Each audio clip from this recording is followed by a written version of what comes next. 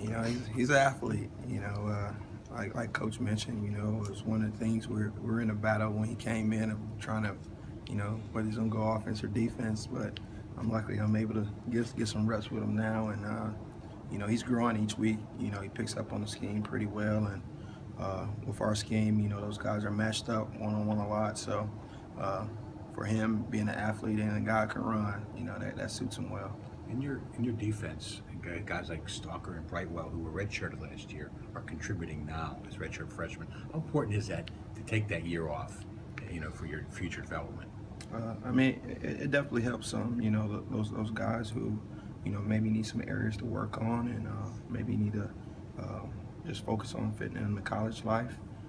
It definitely helps those guys, and without losing the year. But you get a guy like Jordan Whitehead, a guy who's primed and ready to come in, and you can see what it does to a guy like that. So I think everybody's story is going to be a little different, and for those guys, they had to take the red shirt route, but I think it's something that's paying off for them now. Were you redshirted when you went to school? Yes. Were you glad you were redshirted, or were you pissed off and do you want to play? I think I wanted a little bit of both sides. I was still trying to fit in the college life, and I felt like I was ready to play. But hey, I had my brother there who was a 3-year starter, so it was going to be hard to push him out the way. So You were behind him on the depth chart? yes. Oh, yeah? Seems like Dane Jackson's one of those guys that's really taken a big step forward this year. What's been the key to him in making that adjustment and transition into now being a part-time starter? Skill set. He definitely has it. But being able to do the football stuff. Just on the field, being athletic. You also too got to be in the classroom, good in the classroom, and being able to put the pictures together. And that's something he's been able to progress with, and that's what he's showing late here in the season of being able to do. And I think with him having more confidence in playing those reps, and then him continuing to piece the middle part of the game, I think it definitely helps build his confidence every time he steps on the field, and that's something he can hopefully take into this game and then take into the postseason moving forward. Have you kept the confidence level guys up, considering the struggles y'all had in winning those 50-50 matchups? And was the fact that that Pat sort of kept at it, and you guys didn't really change what you do, maybe in some ways a confidence voter to say, I believe in you, we're just going to keep doing this until you figure it out? The defensive mentality. Hey, you can come out and get blitzed one week, but for the other team, they're looking at it as opportunity. It's either roll up in the corner and die, or we get up, line up, keep battling, keep finding things to tweak in our techniques, and keep throwing more 50-50 balls up in practice to see if we can get them done in the game.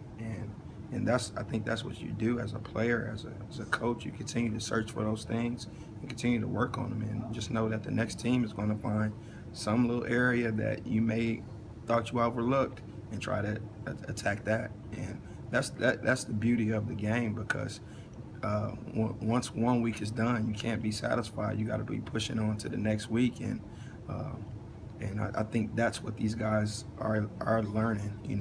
Besides Ryan and AM, it's a fairly young group, and a little success on one Saturday, you can't just say that's going to be the carryover for the entire year. And I think that's the thing that those guys are learning, and it's no different this week. We got a high power offense that's coming in, and they're looking at those things to tweak, and we just need to stay on path and stay focused on what we need to do to get better and approach this week to get the job done. Has using more of a rotation at corner kind of helped you out a little bit? I definitely think it's allowed our guys to be fresher, going into the fourth quarter, and letting guys get a chance to see it from a different perspective of what's going on in the game. When you're not getting reps and you're sitting on the sideline, you're probably trying to watch more of the whole defensive scheme. But when you're playing in that position, you're going in, it's kind of looking at those matchups, seeing what that guy is doing off the line, seeing what they're doing past concept, pass concept that throughout the game that week, and I think it allows those guys to know in the situation, whether it's first or second down, and they're running certain things that they can kind of capitalize on. How does Syracuse's receiver at a table compare to some of the other guys like Washington and the other guys he's faced this year? I mean, I guess that's the beauty of it, of it every week. I mean, you get a guy like Washington who's big and fast, and you get a guy like the guy we got this week. I mean, he's a big guy. I mean, and he has the speed to get down there, but he's strong in the catch area, and I think he does a good job of boxing guys out with his size. For Washington, he was more, only 6 foot, but he had the build, so it wasn't as hard for our guys probably to play through him. But this guy, it just adds a different element when you're 6'2" and almost 215 of trying to get through that catch radius. And we all see how explosive he is, over 1,300 yards. I mean, like I said, I think he does a good job. I think they do a good job of getting him in different places where he can use his size and ability. So we have our tough matchups each weekend. We just gotta find those little things that we can hang our hat on and let us be successful this week. Pat talked about all the NFL quarterbacks and receivers you guys have faced this year. When you looked at the schedule before the season, did you kind of know, okay, this might be a tough go just because we're facing a lot of talented guys? I mean, for the most part, you kind of knew those guys and were able to get, a lot of feel on them. I mean, besides Trubisky at North Carolina, I mean, him being the backup last year, you saw him in those spurts in those games. But, I mean, for him to get complete control of that offense, I mean, he's really good. He's really good. And, he jumped in and, they didn't have any setbacks. I think they really pushed forward just in their offensive scheme and how he's getting those guys touches and getting the ball to all the skilled guys. But, I mean, we faced a lot of good guys. And, like I said, with us being a young group, I think that only helps us for the future, going against those good top quarterbacks. And, like I said, it's no shortage of this week. If we get Dungy, he's capable and can make all the throws as well. You sort of have to go into the week expecting he's going to play. I think you do. I think you got to expect both of those guys, and even Wilson as well. I mean, they gave Wilson a nod before 16, so we'll have to see, and those guys, we got cut ups and breakdowns on all those guys and seeing what they do best. But scheme wise, I know they have a great plan and they do a great job of all of them getting the ball out quick. Narduzzi said yesterday that Stalker is probably the most improved guy you have back there. What have you seen in his progression this season? Each week you just saw the improvement. Camp, he was still on that freshman side of a little slow blinking as far as just putting all the pieces together.